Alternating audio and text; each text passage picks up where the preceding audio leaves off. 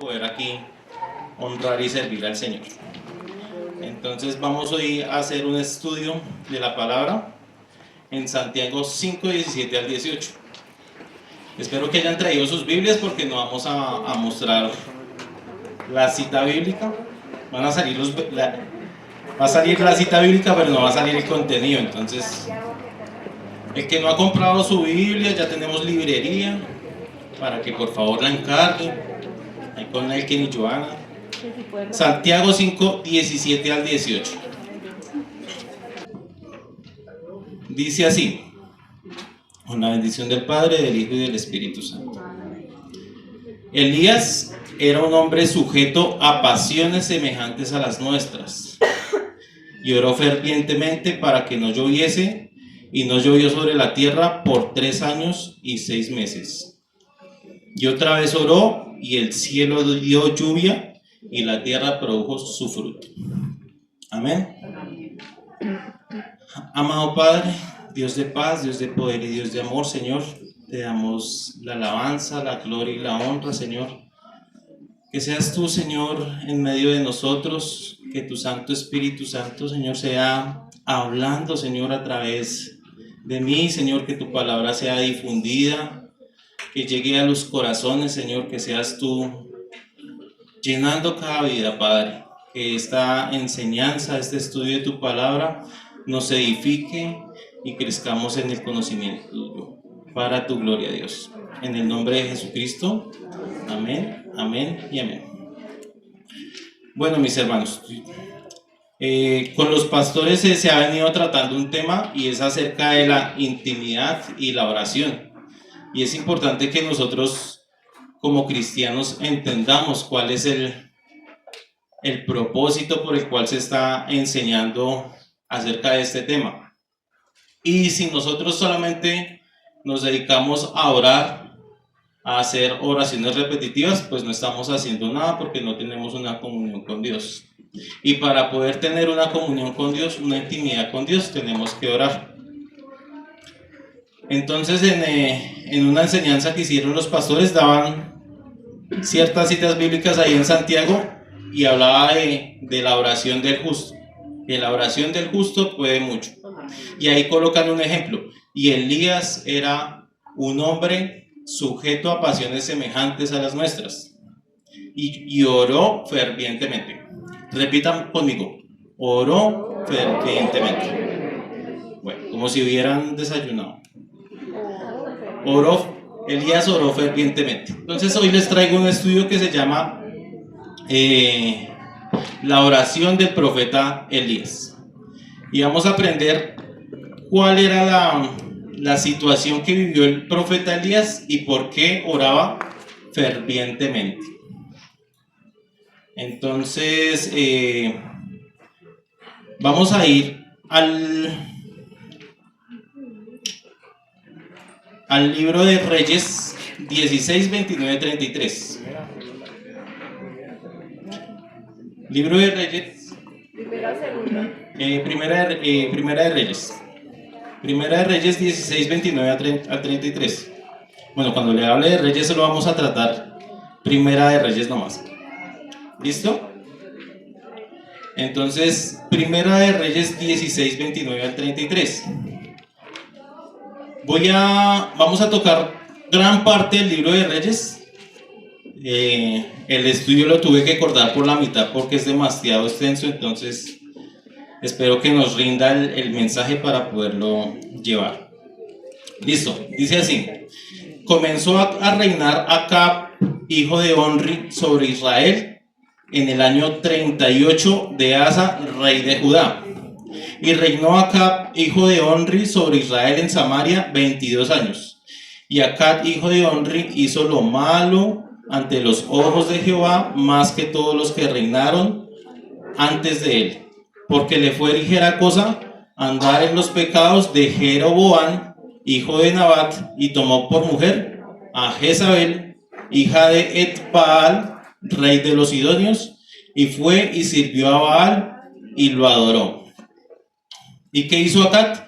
Hizo el altar a Baal en el templo de Baal que edificó en Samaria.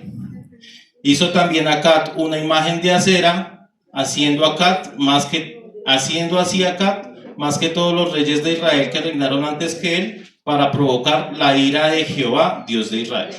Amén. Bueno, entonces aquí vamos a tratar el contexto histórico. ¿Qué era lo que estaba pasando? Decía que había un rey que se llamaba Acab. Esto sucedió en el año 875 a.C. ¿Cuándo apareció Elías a cumplir su ministerio? En el año 875 a.C. ¿Y cuándo comenzó a reinar Acab? Él comenzó a reinar en el año 874 a.C. El mensaje que se dirigió fue al pueblo de Israel, que era un pueblo idólatra, un pueblo hostil, y esto fue en el reino del norte. Entonces vamos a ver una siguiente lámina donde está el mapa de Israel, y les voy a comentar. ¿Se alcanzan a ver ahí? Sí, yo no alcanzo a ver, pero ustedes se alcanzan a ver desde allá. Bueno, entonces comenzó el reinado de Israel con el rey Saúl. Saúl se desprendió de Dios por querer la gloria para él. Entonces Dios colocó a otro rey que se llamó el rey David. Y David tuvo muchas guerras y hizo un gran reino para Israel. En ese reino para Israel, él cometió algunos errores y a su casa vino un juicio. Y ese juicio llevó a que Dios entablara un duro mensaje para él, y se iba a cumplir mucho más adelante. Entonces, después del rey David, llegó el rey Salomón. Salomón fue uno de los reyes, fue el rey más sabio sobre toda la tierra. Y todos los reyes llevaban oro y riquezas al pueblo de Israel. Para poder visitar al rey, eso hacían una caravana con muchos regalos impresionantes para visitar a Salomón. Después de Salomón, quedó un hijo, que ese hijo comenzó a tratar duro al pueblo, y él no quiso seguir los consejos de los ancianos y siguió los consejos de los jóvenes. Y los jóvenes le dijeron: póngale más impuesto al pueblo. Y resulta y pasa que había gente que no estaba de acuerdo con lo que estaba haciendo Roboam, hijo de Salomón, y entonces dijeron: no, nosotros no aguantamos así, nos vamos a ir de acá. Y escogieron un líder que se llamó Jeroboam, y ese Jeroboam luchó con Roboam y se dividió el reino. Entonces ahí tenemos la división del reino: el reino del norte y el reino del sur, ambos Israel. Abajo, en la parte de abajo, el reino del sur fue estaban dos tribus de Israel, que era Judá y Benjamín. Por eso hoy en día los israelitas se llaman judíos, por la tribu de Judá. Y el reino del norte estaban las otras 10 tribus de Israel. Entonces, en ese orden de ideas, los israelitas también dijeron: nosotros necesitamos reyes. Y el primero fue Jeroboam. Entonces las 10 tribus se fueron con Jeroboam. Pero ¿qué pasaba con la cultura que ellos tenían? Era llevar ofrendas al templo de Jerusalén para glorificar a Dios, ya sea para redimir sus pecados, hacer los sacrificios, etc. Entonces Jeroboam dijo: no, yo no voy a dejar que mi gente se vaya para Jerusalén. Yo voy a hacer altares aquí en el reino del norte. Y así comenzó el proceso. Entonces todo comenzó por Jeroboam. Comenzó a hacer altares en el reino del norte, y él veía que las otras naciones también tenían de otros altares. Entonces él dijo: no, pues yo no voy a hacer solamente altar a Jehová, sino también voy a hacer altar a otros dioses. Y ahí se comenzó a corromper el reino del norte. Entonces vinieron unos cuantos reyes más, hasta que llegó Acab. Y dice que cuando comenzó a reinar Acab, hijo de Omri, sobre Israel, reinó 38 años. En el año 38 de Asa, rey de Judá, y Acab hizo lo malo ante los ojos de Jehová, más que todos los reyes que ya habían pasado. Entonces, ahí es donde nos encontramos en este momento, en el reino del norte, y Elías fue enviado a enviar palabra de Jehová al reino del norte. Entonces vamos a el segundo punto, que dice que Elías el profeta de Dios. Reyes 17, 1 y 2. Allá dice del 1 al 6, pero vamos a leer el 1 y 2.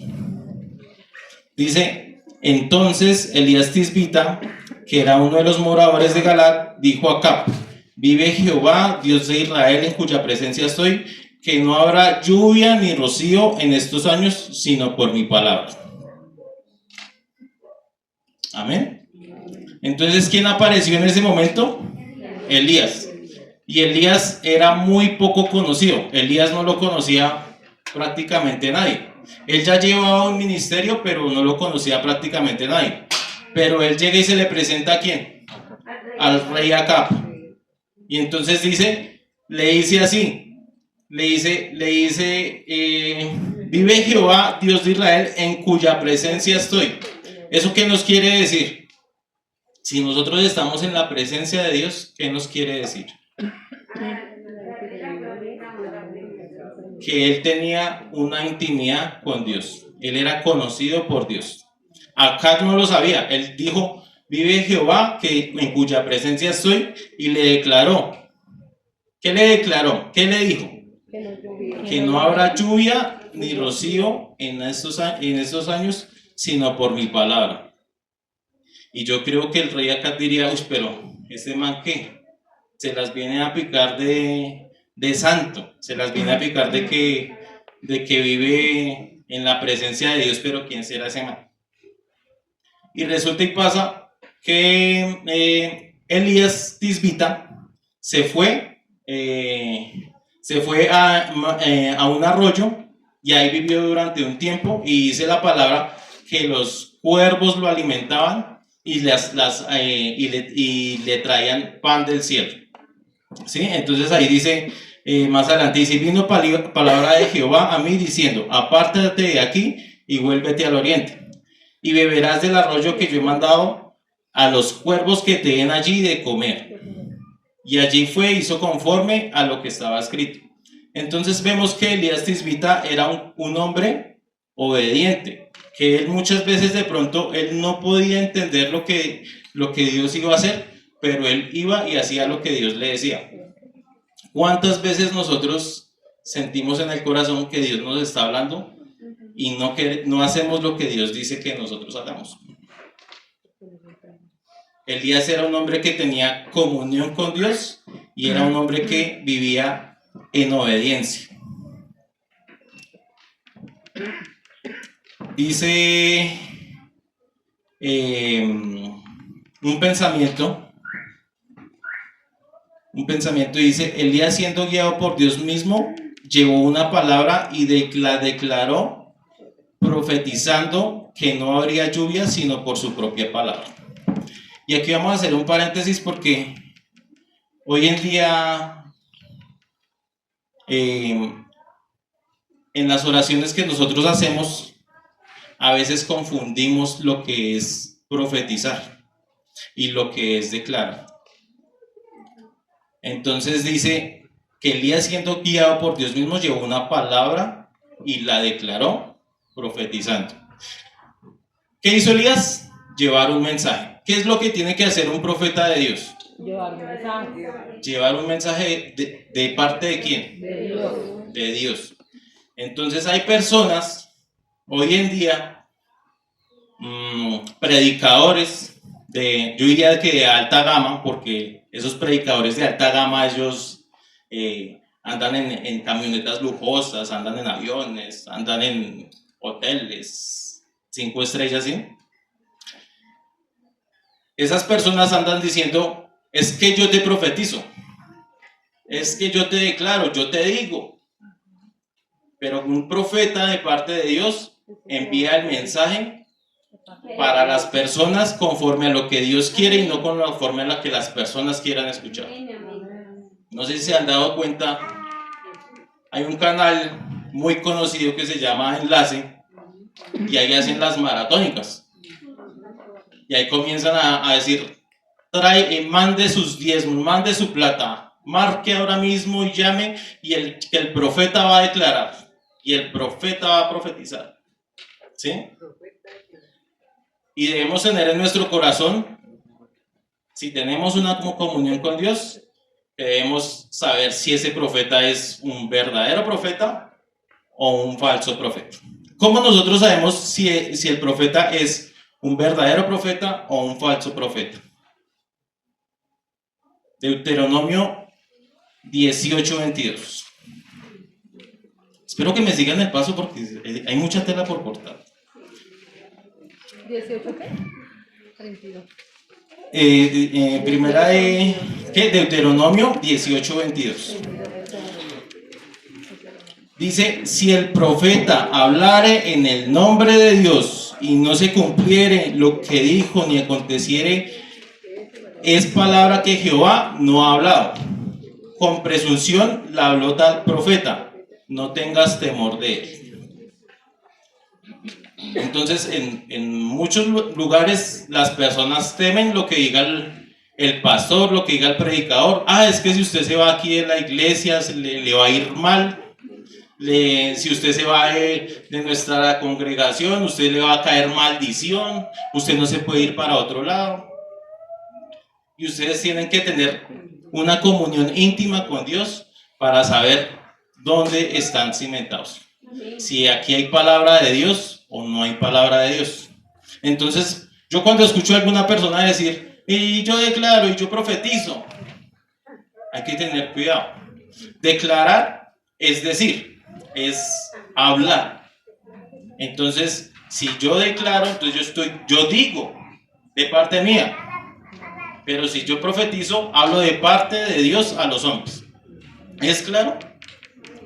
Entonces, debemos tener mucho cuidado cuando nosotros oramos, porque ahora se nos ha vuelto una muletilla. Como vemos cosas de pronto, no sé, mensajes fuertes que nos llegan, y entonces comenzamos a colocar eso en nuestras palabras. Y decir, es que yo declaro. Le dice, sí, yo declaro, pero tenemos que declarar ¿qué? La palabra de Dios, como está escrito. Pero entonces digo, es que yo te declaro, Sebas, que tú vas a ser un hombre usado por Dios y vas a tocar en conciertos grandes y todo eso. Y tú dices, wow, bueno, entonces, y pasan 20 años, pasan 30 años, pasan 80 años y no se convirtió, no pasó eso. Entonces, ¿qué pasó? Yo estaba declarando una cosa que no era cierta, no era de parte de Dios, ¿sí? Entonces es mejor que nosotros mantengamos un orden en la forma en la que oramos. Amén. Tercer punto. Elías y la viuda de Serepta. Reyes 17, 7 al 24. Primera de Reyes 7, 17 al 24.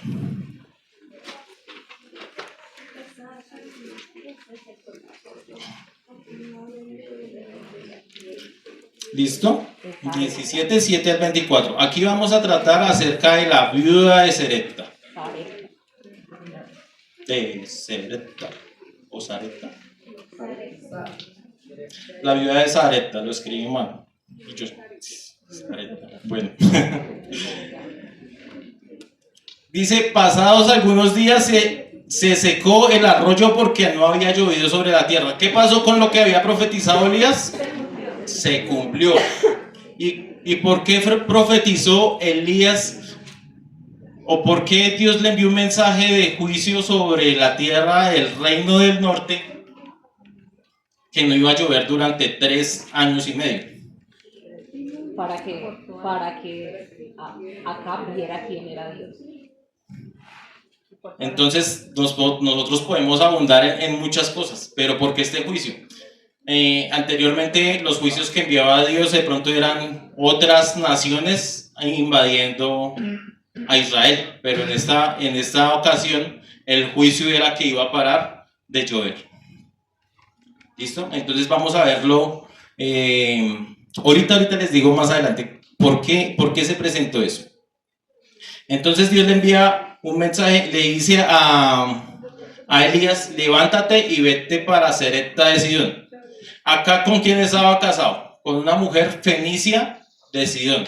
Y en el lado fenicio, en esa otra nación, era una tierra que adoraba a Baal, a los dioses paganos.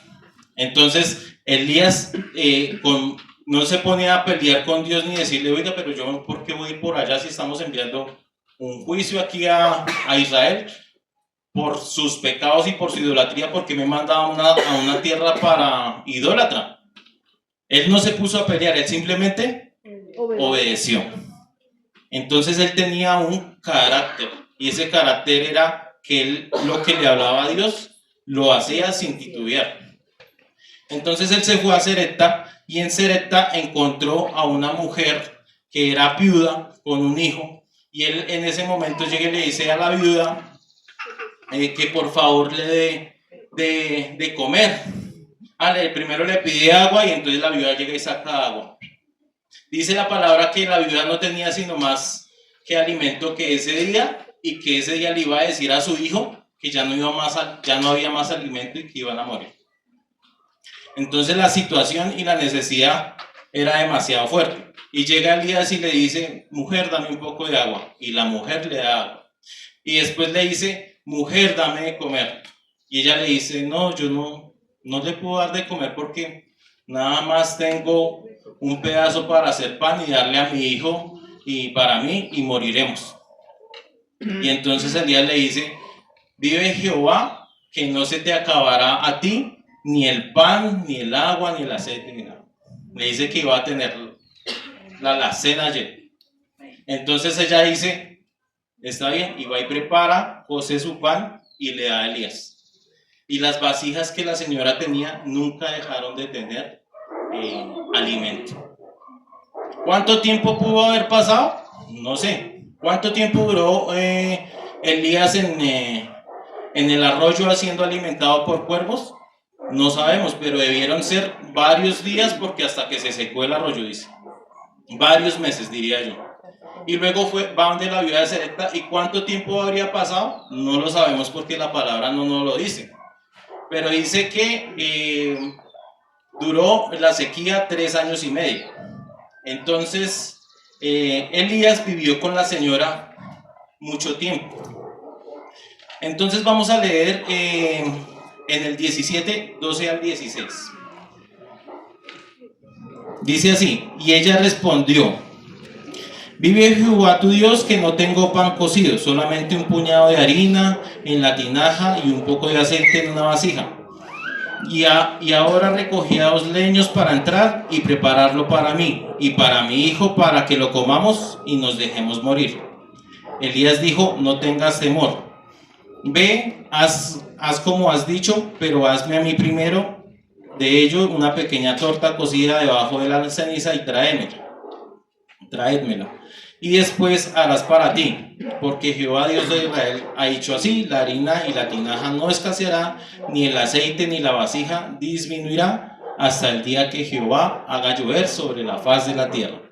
Dice: entonces ella fue, hizo como Elías y como él, y comió él y ella y su casa y muchos días. Y la harina de la tinaja no escaseó, ni el aceite de la vasija menguó, conforme a la palabra que Jehová había dicho a Elías.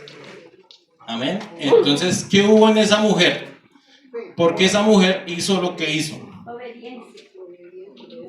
Pero era una mujer donde vivía con dioses paganos, era de otra cultura. Pero ella había escuchado la voz, ella había escuchado las promesas, las proezas, las maravillas que había hecho el Dios de Israel.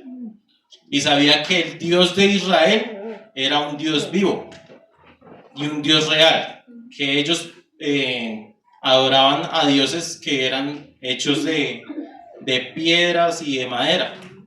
Entonces ella sabía que había una oportunidad para ella.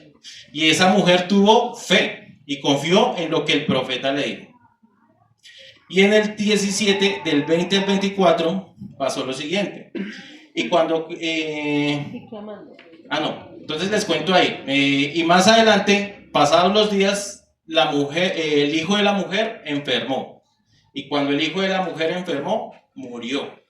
Entonces la mujer le hace el reclamo a Elías y le dice: ¿qué tienes contra mí? Me has hecho pagar todos mis tormentos con la muerte de mi hijo. Entonces en el profeta Elías hubo algo.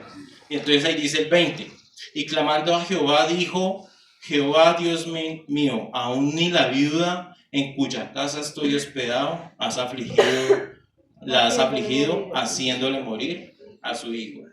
Y se tendió sobre el niño 3 veces y clamó a Jehová y dijo: Jehová Dios mío, te ruego que hagas volver el alma de este niño a él.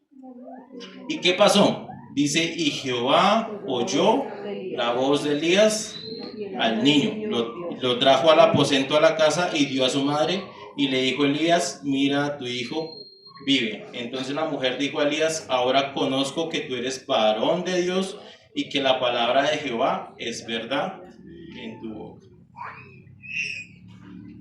Elías pudo haber pasado, yo creo que 1 año o 2 años con la señora viviendo ahí y sosteniéndose ahí.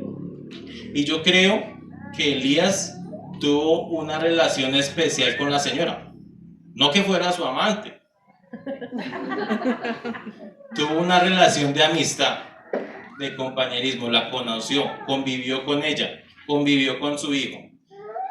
Y cuando vino ese juicio sobre la muerte del hijo de la viuda sobre el niño, entonces dice aquí: y clamando a Jehová. ¿Cómo nosotros debemos clamar a Dios cuando pasamos por alguna angustia? Pero él tenía una angustia que no era de él, porque a él no le debía importar nada, pero él sentía amor por esas personas. O sea, nosotros debemos tener misericordia por los demás. Dice: y clamó a Jehová diciendo: Jehová Dios mío, aún a la viuda en cuya casa estoy hospedado has afligido, y haciéndole morir su hijo. Y se tendió sobre el niño 3 veces. Yo me pregunté esta mañana y decía: ¿por qué el niño se tendió? ¿Por qué Elías se tendió 3 veces sobre el niño? O sea, él oró 3 veces por ese niño. Y lo que vino a mi mente y la respuesta es que Dios es Dios Padre, Dios Hijo y Dios Espíritu Santo. Y él clamó y dijo: Jehová Dios mío, te ruego que hagas volver el alma de este niño. ¿Cómo hizo la oración Elías? Dice que Elías era un hombre de oración ferviente. Pero ¿cómo él la hizo? Corta. Él la hizo corta, pero poderosa. Él tenía amor por esas personas, tenía amor por esas almas perdidas. Lo hizo con humildad, con sencillez, con misericordia. Él no dijo: yo declaro sobre este niño que va a haber sanidad, que va a volver a vivir. Él no dijo eso, porque las fuerzas no se estaban depositando en él. Él sabía que él no hacía los milagros. ¿Él qué dijo? Te ruego. Te ruego, Señor. Dios mío, por favor, te ruego que hagas volver el alma de este niño. Entonces hay humildad, hay misericordia, hay amor, hay sencillez. Y son cosas que nosotros debemos aprender del profeta Elías.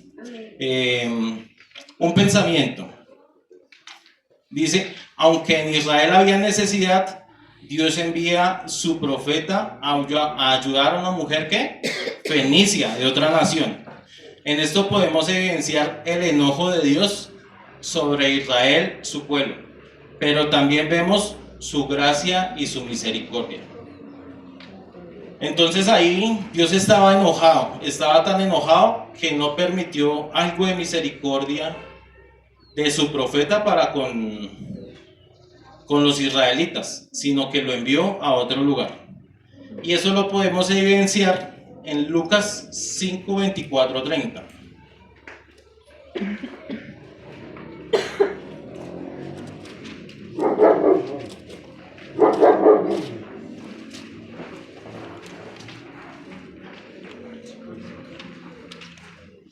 Cinco, 24, 30 dice: pues para que sepáis que el Hijo del Hombre tiene potestad en la tierra para perdonar pecados, dijo al paralítico.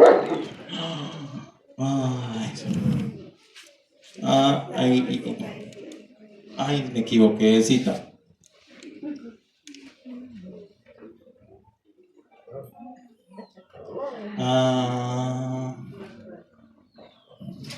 No, qué pena, pero esa no era la cita.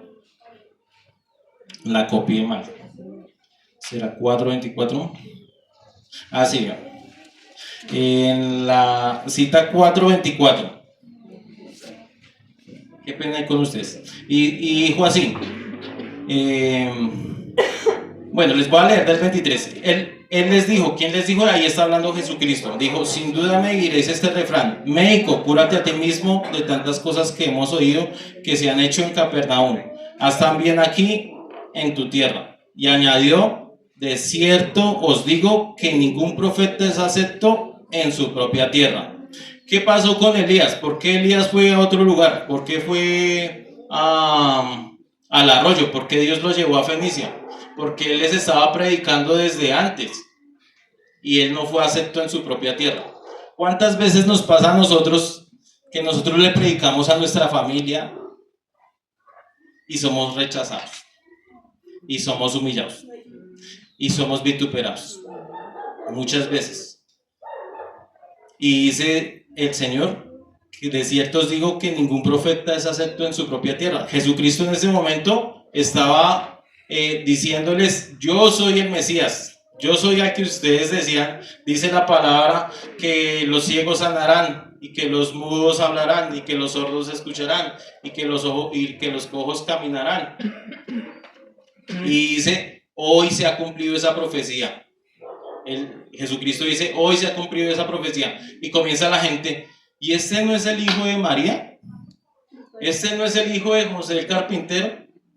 Con él tomamos tinto todas las tardes. ¿Quién es este para que nos venga a decir esas cosas? Entonces ahí comienza y dice: y añadió: de cierto os digo que ningún profeta es acepto en su propia tierra.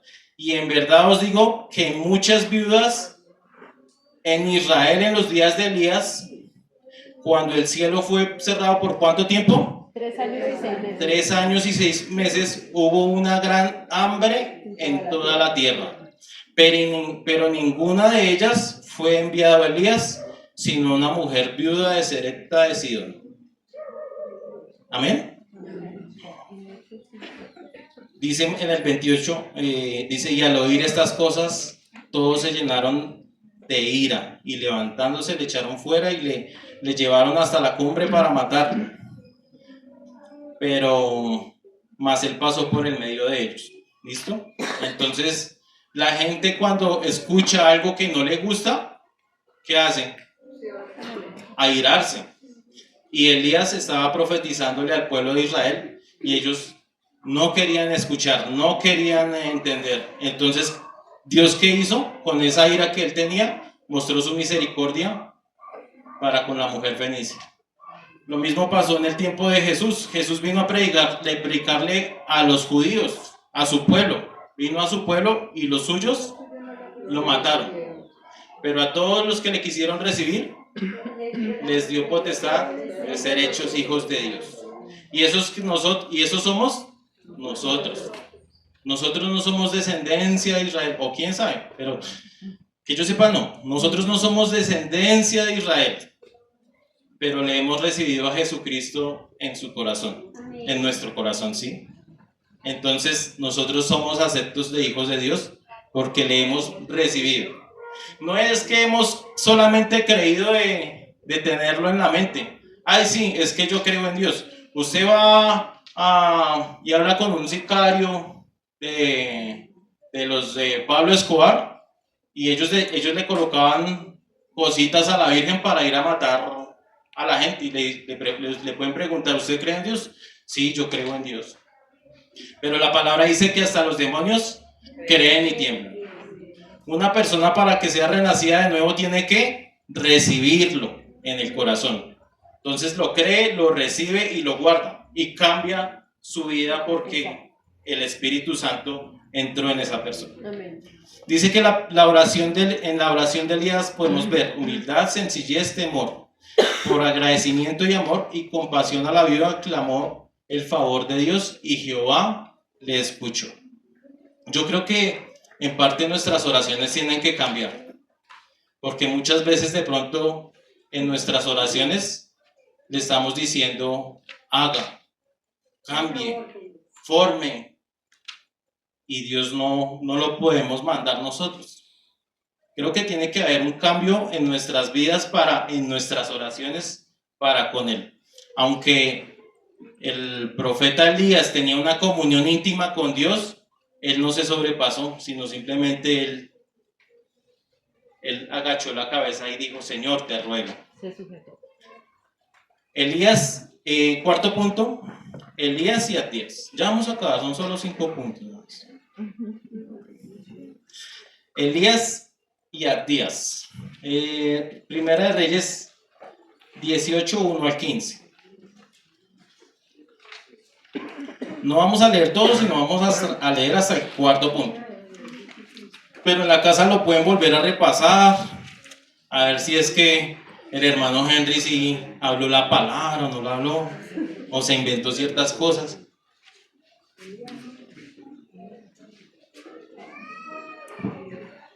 Porque les profetizo que si leen la palabra con devoción, sus vidas cambiarán. Amén. Dios cambió mi vida. Dice Elías y Abdías. Me pasé. Primera de Reyes 18, del 1 al 15. Es lo que vamos a estudiar, pero vamos a leer del 1 al 4. Y dice: pasados muchos días, vino palabra de Jehová. ¿A quién? A Elías. En el tercer año, diciendo. O sea, ¿cuántos años pasaron? 3 años. Y Elías diciendo: ve y muéstrate a Acab, y yo haré llover sobre la faz de la tierra. Fue pues Elías a mostrarse a Acab, y el hambre era grave en Samaria. ¿Usted se imagina si aquí, en este tiempo de sequía que hubo hace poquito, pasaran 3 años sin llover?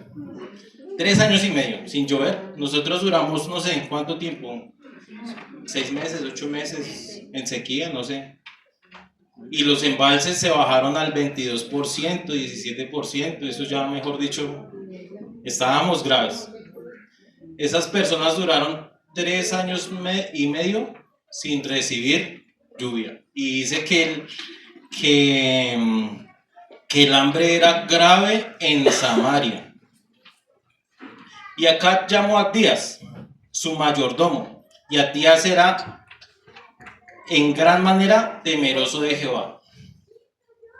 Hay situaciones en nuestras vidas que nosotros en nuestra vida no nos podemos apartar del mundo. En la Iglesia Católica, en los años, no sé, 600, 800, hubo un movimiento que se forjó porque ellos veían que los que estaban de papas y los que eran obispos y sacerdotes estaban predicando pero no aplicando la palabra. Eran en la Iglesia Católica. Ellos predicaban y no aplicaban la palabra, y había mucha gente airada, muchos siervos airados con lo que se estaba viendo en las altas esferas de la iglesia. Entonces ellos dijeron: nos vamos a volver monjes, y es el tiempo monástico de la Iglesia Católica. Entonces ellos se apartaron de la iglesia, bueno, no sé si se abrieron totalmente la iglesia, pero se apartaron y se iban a los montes. Y así nació en esa parte de la iglesia los monjes, los que se ponen sus capuchitas y su cordoncito aquí, que parecen curas pero no son curas, son monjes. Entonces ellos se apartaron, pero el hecho de que se hubieran apartado no quiere decir que no hubieran cometido errores. Siguieron habiendo errores aún en la Iglesia Católica en esa época. Entonces, nosotros no nos podemos apartar del mundo, nosotros no nos podemos ir para ningún lado. Tenemos que seguir llevando nuestras vidas. Y nosotros muchos trabajamos en el mundo secular. Yo creo que aquí la gran mayoría trabajamos en el mundo secular o vivimos en un mundo secular. Porque los que trabajan en la iglesia acá son los pastores y mis hermanos que ya son pensionados, que trabajan para la iglesia, ¿sí? Pero nosotros nos toca ir a otros lados. Entonces, en ese tiempo, Abdías trabajaba para el rey, o sea, él trabajaba en la casa real. Es como decir aquí que si un hermano trabajara para Petro, ¿sí? Abdías era de gran manera temeroso de Jehová. A pesar de que nosotros vivamos en una vida secular, nosotros nos podemos mantener firmes buscando la palabra del Señor, las promesas del Señor, viviendo para el Señor. Ay, que el jefe me mandó a que yo tengo que ir a la procesión de la Virgen del Carmen. Yo trabajo con transporte y la empresa hizo una vaina para el tema de la Virgen y no sé qué, y si sé cuántas, y llamaron a todo el mundo que se tenían que reportar en tal lado. Yo por allá no me parecí mi hermano. Y después me preguntaron, ay, pero venga, es que ustedes sí son más antichéveres, son más antipáticos. Y yo le dije, no, yo sé en quién he creído y yo tengo mis convicciones firmes y tengo que estar firme ante ese tipo de cosas. No sé si a alguno le pasa que el jefe lo invita a tomarse unas polas, a tomar cerveza o a tomar whisky, porque con los jefes tomas whisky. Entonces, no sé si a alguno le pasa que en la universidad de pronto lo hacen a un lado porque es que usted no va a rumbear con nosotros. Nosotros debemos tener una firmeza en el Señor. Dice, y acá llamó a Abdías su mayordomo, Abdías en gran manera temeroso de Jehová, por cuando Jezabel destruía a los profetas de Jehová, Abdías tomó a 100 profetas y los escondió de 50 en 50 en cuevas y los sustentó con pan y agua. Amén. Entonces aquí nos dice que habían más profetas en Israel. ¿Y qué hacía la mujer del rey Acab? Jezabel. Iba y mandaba a matar a los profetas. Iban y los decapitaban, los degollaban. Le quitaban la cabeza a los profetas de Dios. El que predicara de parte de Dios, lo bajaban. Entonces el temeroso de Dios, él se le ocurrió la maravillosa idea de guardar esos profetas, de cuidarlos. Entonces dice más adelante que Elías se le presenta a Abdías y le dice, compañero, amigo mío, israelita, vaya y dígale a su jefe que yo necesito hablar con él. Y Abdías dice, uy, pero usted cómo me va a pedir eso, si usted lleva 3 años y medio perdido, y usted no se ha presentado al rey Acab. Y si yo le voy y le digo al rey, y si usted se va, a mí me van a matar. Entonces Elías le dice, no se preocupe, yo vengo a declararle palabra a Acab. Vaya y dígale que yo necesito hablar con él. Y Abdías conocía a Elías, que Elías era un hombre de carácter fuerte, temeroso de Dios, era profeta de Dios. Un pensamiento. Dice, aunque Abdías era empleado o siervo del rey, era un hombre temeroso de Dios y buscó permanecer fiel a Dios, escondiendo a los profetas a costa de su propia vida. O sea, no estaba haciendo cualquier cosa. Sabía que si lo encontraban lo iban a matar. Como Abdías, cada uno de nosotros debemos buscar honrar a Dios a pesar del mundo en el que vivimos. Amén. Quinto punto. Y último. Elías confronta a Acab. Y esa parte me parece muy importante. O sea, aquí saqué muchos puntos, pero pues no podemos abundar en todos ellos, pero sí vamos a leer gran parte de lo que hizo Elías. Primera de Reyes 18, 16 al 46.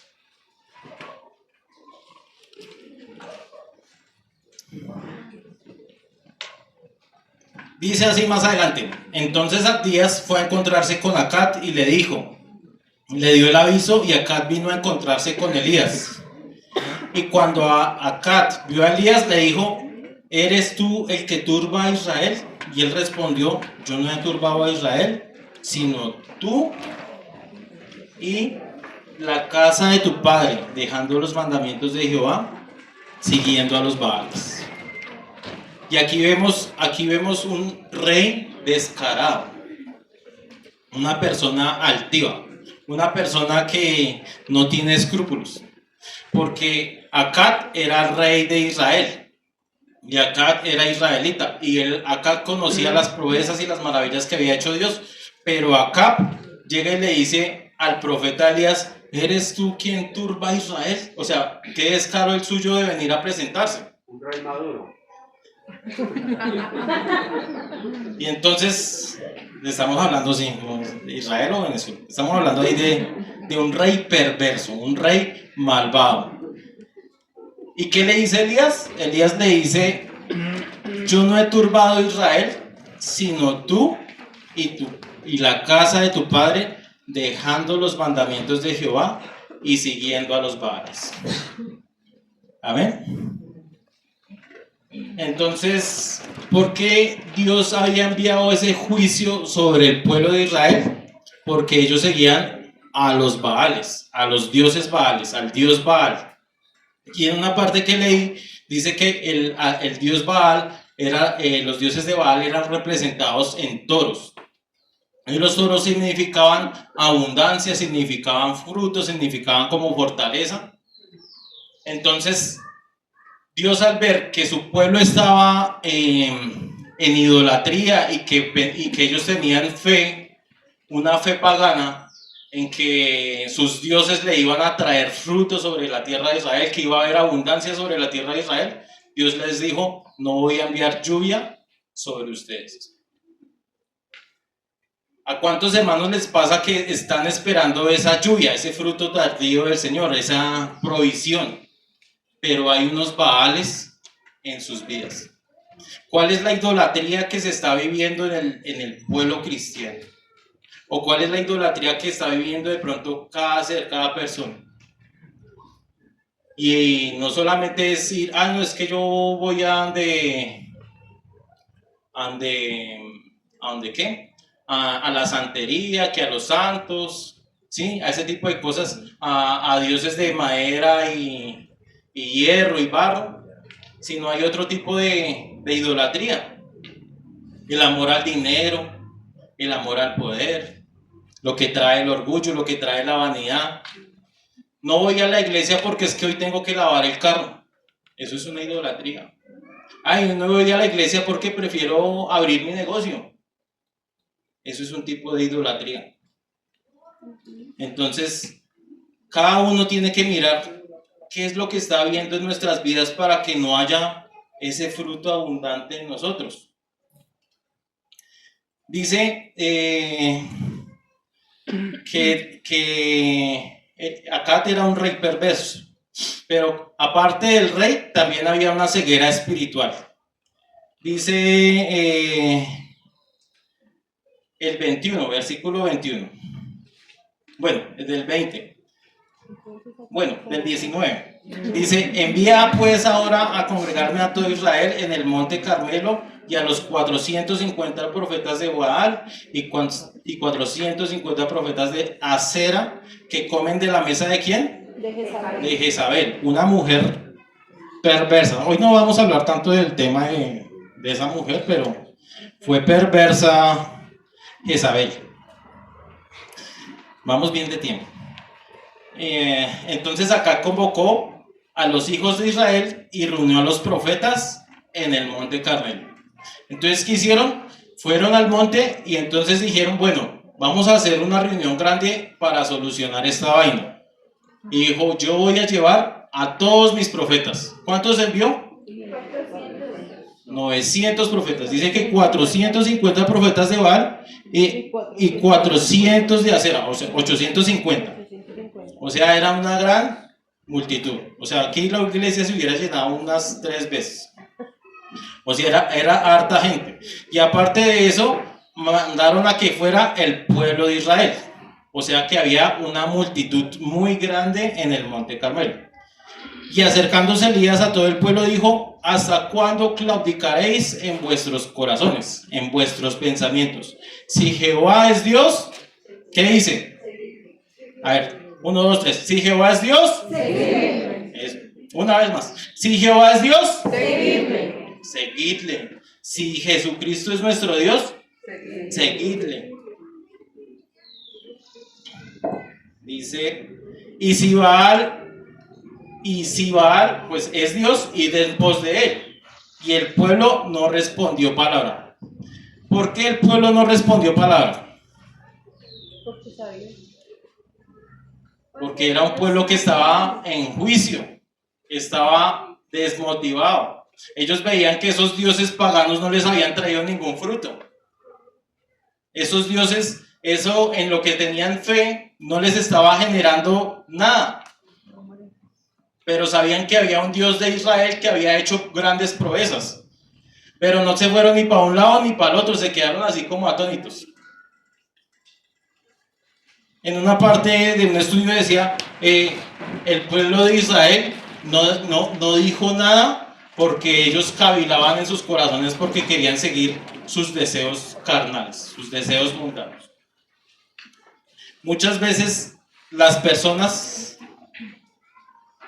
que no han recibido al Señor Jesucristo en su corazón, los invitan a una iglesia y dicen, no, yo no quiero ir allá. O los que, va a haber bautizos, yo no me quiero bautizar porque yo quiero vivir un poco más la vida. Yo quiero ir a las cantinas, yo quiero ir a las tabernas, yo quiero ir a bailar, yo quiero seguir en estos deseos carnales. Muchos cavilan en su corazón, no toman una decisión real por el Señor. Y espero que mis hermanos que están escuchando esta palabra de hoy no cavilen en su corazón, sino que digan, si Jehová es Dios, seguidle. Si Jesucristo es Dios, seguidle, pero con todo el corazón. Los invitamos a la escuela CEFI. Después los invitamos a la escuela CEFI. Yo ya hice ese curso varias veces. Yo ya hice estudios teológicos en otros lados. Hermano, me voy a decir así como les digo a mis compañeros: monpirre, póngale pilas, sujétese a las cosas que están aquí en la iglesia, y es para edificación del cuerpo de Cristo. Amén. Hay una ceguera espiritual en el pueblo. ¿Qué pasó en Venezuela? Hubo una ceguera espiritual. El problema que tiene Venezuela no es que sean de la izquierda o que sean de la derecha, que haya un dictador. El problema es espiritual. ¿Sabe qué pasó en los tiempos de Hugo Chávez y todo eso? Se hacía brujería. Se hacía brujería en todos los entes gubernamentales. Se infiltraron y hacían brujería para poder quedarse en el poder. ¿Qué ha pasado con Colombia? No estamos exentos de nada. Cuando se subió nuestro presidente Gustavo Petro a la presidencia, los indígenas fueron al palacio, no al Palacio de Justicia, a la Plaza de Bolívar.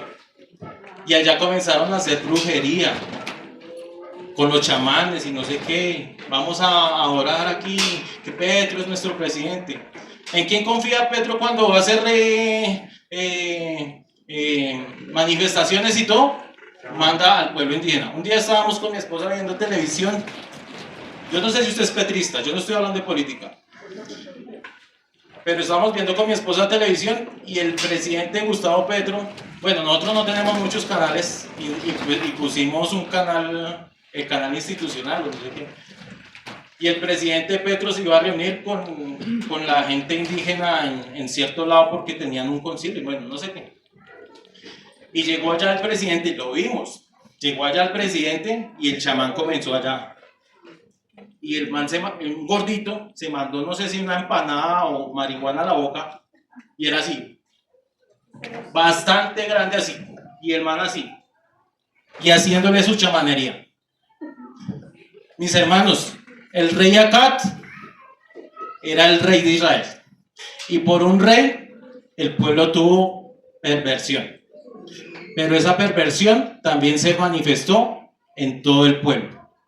¿Qué pasa en las iglesias que dejan su comunión con Dios? Pierden del camino y viene una ceguera espiritual. Y por eso es que hay muchos falsos profetas y muchos falsos predicadores dando la palabra de parte de Dios y no viene de parte de Dios. Y la gente, bravo, bravo. Veíamos al presidente Maduro allá, es que Jesucristo fue palestino, entonces no sé qué, es que él nació en Belén y él fue palestino y lo crucificaron los españoles y eso es la persecución.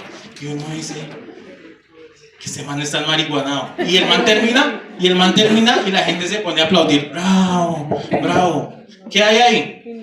Una ceguera espiritual.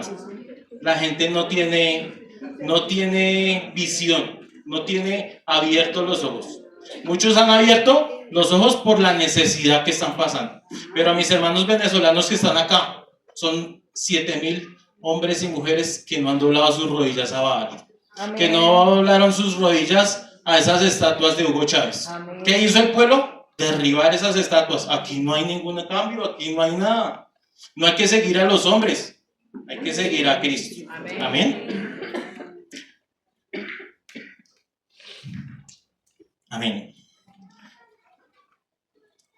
Después de una ceguera espiritual viene una decepción idolátrica.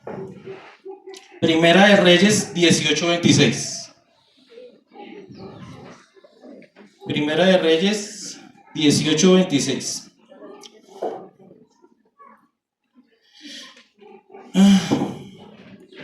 Bueno, lo voy a leer desde el 22 hasta el 26. Dice: y Elías volvió a decir al pueblo: solo yo he quedado por profeta de Jehová, mas los profetas de Baal hay 450 hombres.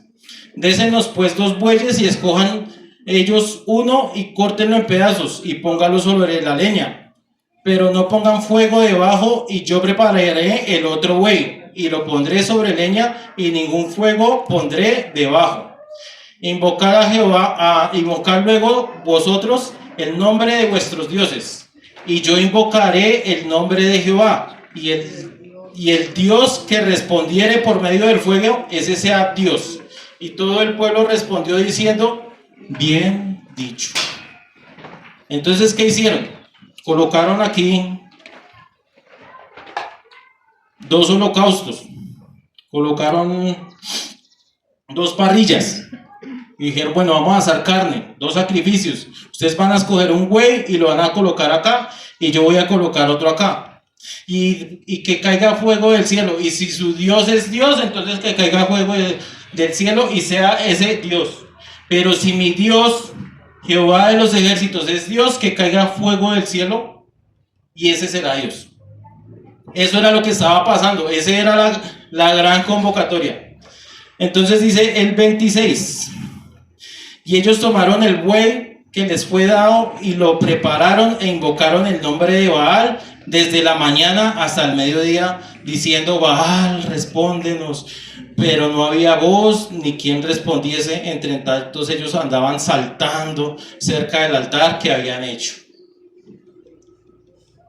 Y no había respuesta. Ellos tenían su altar ahí y no había respuesta. Y se latigaban, se azotaban, saltaban, se tiraban al piso, hacían un show, gritaban y nadie le respondía. Dice el 27: y aconteció al mediodía que Elías se burlaba de ellos. No, con mucho respeto por las personas de la Iglesia Católica. Yo fui católico de nacimiento, hice hasta la confirmación. Pero se hacen unas cosas dentro de la iglesia que no están bien. Y piensan que por la palabrería y por las cosas que hacen y por llevar cruces. Aquí es en Colombia suave, pero vaya a Filipinas, la gente se azota, se clavan en cruces, porque es Semana Santa, se clavan. ¿Y qué dice aquí Elías? Se burlaba de ellos diciendo: gritad en alta voz porque Dios quizás, su Dios, Baal, quizás de pronto está meditando, o tiene algún trabajo, o va de camino, o tal vez duerme, y hay que despertarle. Y clamaban a grandes voces y se zanjaban con cuchillos. ¿Sí ven que no les estoy hablando, muchachos? Se lanzaban con cuchillos y con lancetas conforme a su costumbre hasta chorrear sangre sobre ellos. Y no pasó nada. Mis hermanos, cuando alguien está en idolatría, no va a pasar nada. Puede que su idolatría sea el negocio, el trabajo, qué sé yo, y usted gane riquezas, pero no va a tener frutos en su vida porque no va a pasar nada. Las riquezas se van a quedar, los carros se van a quedar, las casas se van a quedar y no va a pasar nada con usted porque no va a llegar al reino de los cielos. Aleluya. Eso es lo que pasa cuando se idolatra algo. Entonces hay una decepción idolátrica. Ahora vamos a ver la oración de Elías. Como decía Santiago 5:17, y Elías oró y era una oración ferviente. Vamos a ver qué tan ferviente era. ¿Qué hora es? 10:40, ya voy tarde. Regálenme 5 minuticos más. 36 al 37. Y cuando llegó la hora de ofrecerse el holocausto, se acercó el profeta Elías y dijo, bueno, les voy a contar antes lo que pasó ahí. Elías se burló del holocausto de ellos porque no se prendió, y Elías cogió el holocausto de él y les dijo a los sirvientes que vean, coloquen 12 piedras ahí, y esas 12 piedras representan el pueblo de Israel. Habían 10 tribus, pero él dijo, coloquen 12 piedras, quiere decir que es un solo pueblo, una sola nación para Dios. Y él les dijo, hagan una zanja alrededor del holocausto y échenle agua a la madera, échenle agua a la zanja, échenle agua a todo. Y eso quedó como una presa así, lleno de agua. Y cuando llegó la hora de ofrecerse el holocausto, se acercó el profeta Elías y dijo, Jehová, Dios de Abraham, de Isaac y de Israel, hoy manifiesto que tú eres Dios en Israel y que yo soy siervo tuyo, que por mandato de ¿quién? De Dios he hecho todas esas cosas. Elías no fue y habló cosas porque sí, él fue y habló lo que Dios le había mandado. Respóndeme, Jehová, respóndeme para que conozca este pueblo que tú, oh Jehová, eres el Dios y que tú vuelves a ti el corazón de ellos.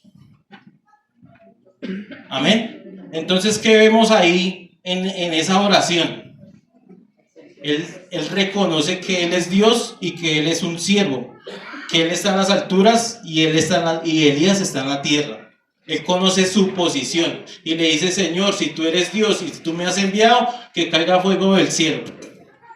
Y resulta y pasa que cayó fuego del cielo y consumió el holocausto, la leña, las piedras y el polvo aún, y lamió el agua que estaba en la zanja. Así es el poder de Dios. ¿Quién iba a pensar que con tanta agua que le echaron se iba a prender esa vaina? Dice que se lamió todo y dejó todo ahí.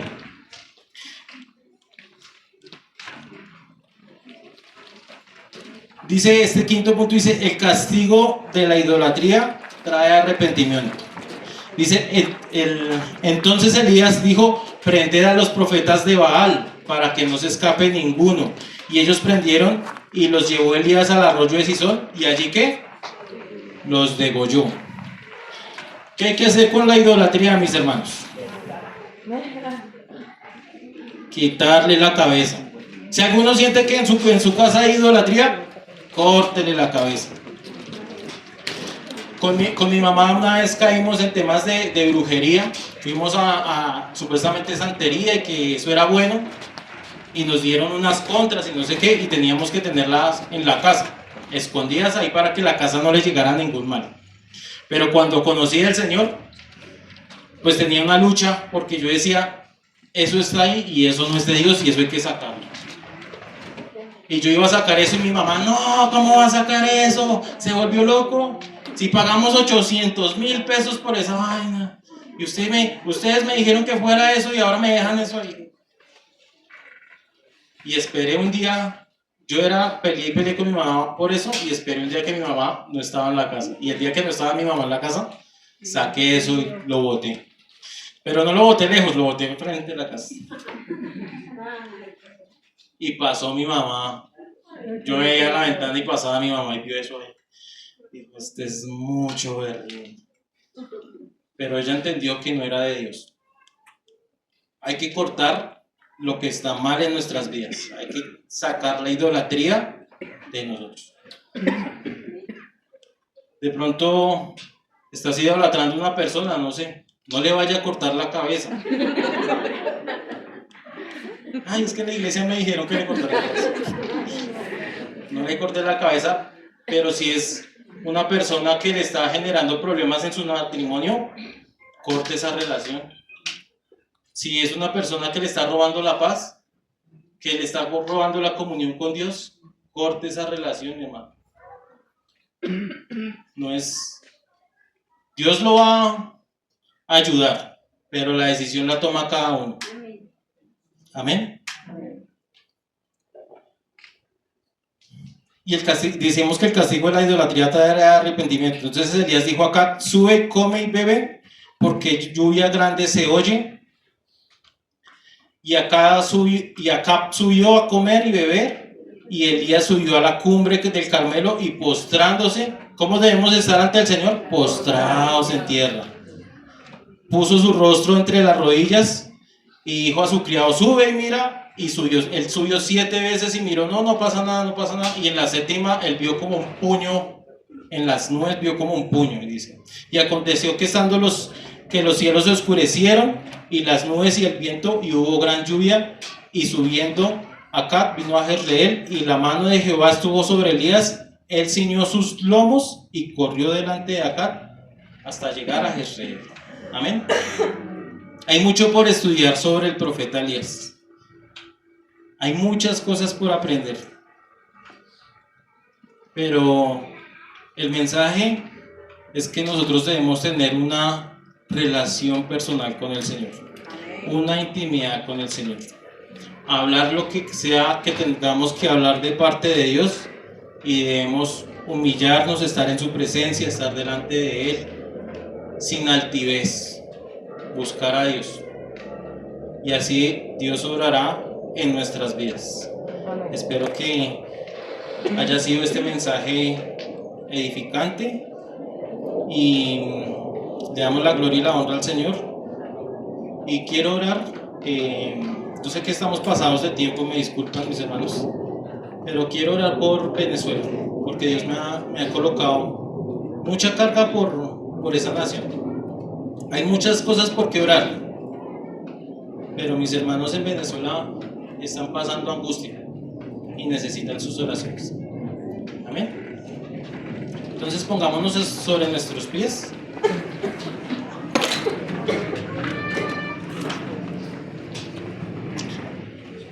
Amado Padre, Señor, como aprendimos de tu palabra hoy, Señor, tú guardas y cuidas a un pueblo, Señor, que te honre, que te busca, Señor. Y coloco, Señor, en tus manos, Señor, este pueblo, Señor, que este tiempo haya sido de edificación, que si hay alguna cosa mala, Señor, en nuestras vidas, tú las derribes, Padre. Que seas tú usándonos, Señor, para llevar tu mensaje, Señor, para llevar tu palabra. Que tú, Señor, seas nuestra paz. Oro, Señor, Padre Santo, para que tú unjas a este pueblo, Señor. Que tú guardes a este pueblo, Señor. Que guardes sus corazones y guardes sus vidas, Señor. Que tú, Dios, Señor, seas propicio a nosotros y perdones nuestras iniquidades, Señor. Te honramos, Señor, te glorificamos. Queremos que tú, Señor, seas el centro de nuestras vidas. Ayuda a quitar nuestra idolatría, Señor. toda mentira, todo engaño, toda ceguera espiritual, Señor, que ha venido sobre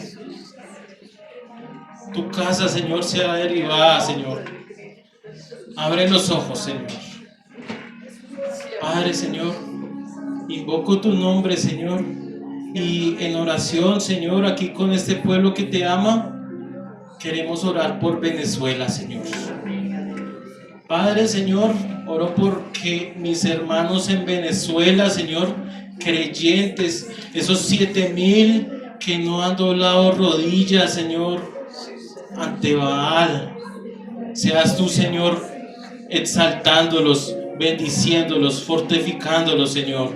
Que la iglesia en Venezuela, Señor, predique tu palabra, Señor, para que se rompa todo yugo, toda atadura, toda muerte, toda ruina, toda escasez, Señor. Ese principado, Señor, sobre que está ese régimen, Señor, se caiga en el nombre de Jesucristo, Señor. No oramos por política, Señor. Oramos para que tu palabra sea en Venezuela, Señor.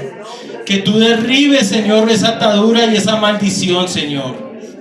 Ese juicio que tú has permitido, Señor. Que seas tú, Señor, quitándolo, Padre. Que seas tú fortaleciendo cada rodilla, Señor, que clama a ti. Que mis hermanos, Señor, que están viviendo acá, Señor, en Colombia, Señor, puedan tener oportunidades, Señor, para poder llevar sustento, Señor, a sus familias.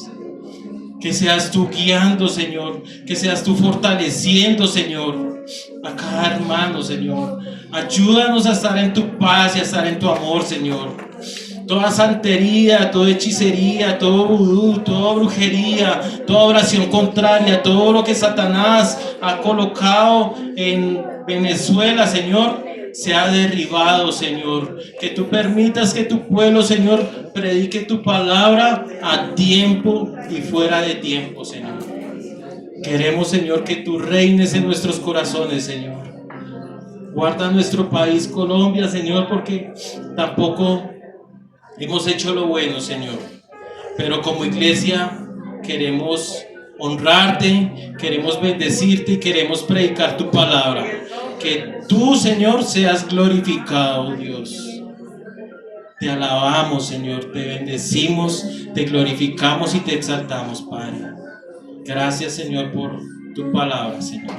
En el nombre de Jesucristo, amén, amén y amén. Dios les bendiga, mis hermanos.